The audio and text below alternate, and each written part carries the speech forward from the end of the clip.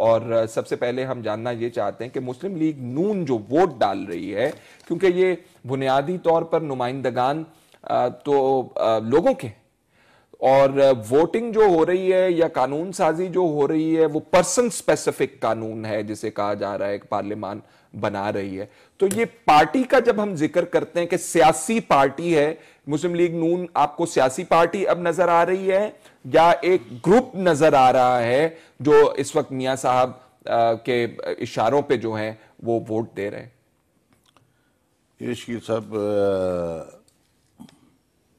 बड़ी वाज़ेह बात है, हो गई है कि ये अब पॉलिटिकल पार्टी नहीं है। कल के इस वाक़े से मेरा तल्लुक़ है पॉलिटिकल पार्टी मुस्लिम लीग से। कल का फैसला जो है ये पॉलिटिकल पार्टी का फैसला नहीं है, ये एक ग्रोह का फैसला। ये एक ग्रोह है जो जिसका रोज़ अव्वल से ही अपना एक वेस्टेड इंटरेस्ट है आई थी और जो हिज़्ब इख्तिलाफ की वजह से ही वो एक सुकुम रह गया था। उस वक़्त जब सेनेट में हिज़्ब इक़्तिदार और हिज़्ब इख्तिलाफ दोनों ने मिलकर जो 2017 का इलेक्शन एक्ट है उस वक़्त, लेकिन बहरहाल बाद में कोई ख्याल आ गया हिज़्ब इख्तिलाफ को, शुक्र है, अच्छी बात है ये भी।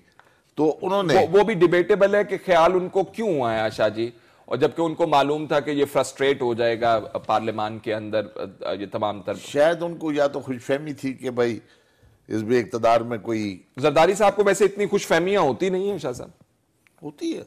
अच्छा, सबसे सियासतदान को सबसे बड़ी बीमारी इसी बात की होती है, खुशफहमी की। खुशफहमी की। जो शुरू होता है 20 साल गुजर जाते हैं, नहीं इस तरफ तो मैं वज़ीर आज़म बन जाऊँगा, इस तरफ तो बन जाऊँगा, वो खुशफहमी होते होते होते सफ़ेद सर हो जाते हैं, हत्ता कि लोगों की उम्रें गुजर जाती हैं और फारग हो जाते हैं और खुशफहमी रहती है।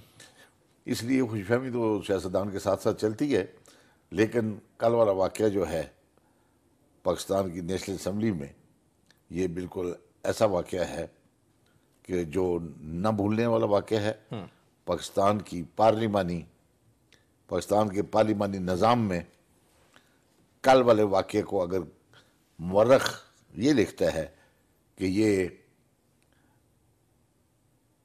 पार्लिमानी दहशत गर्दी है, पार्लिमानी दहशत गर्दी है ये।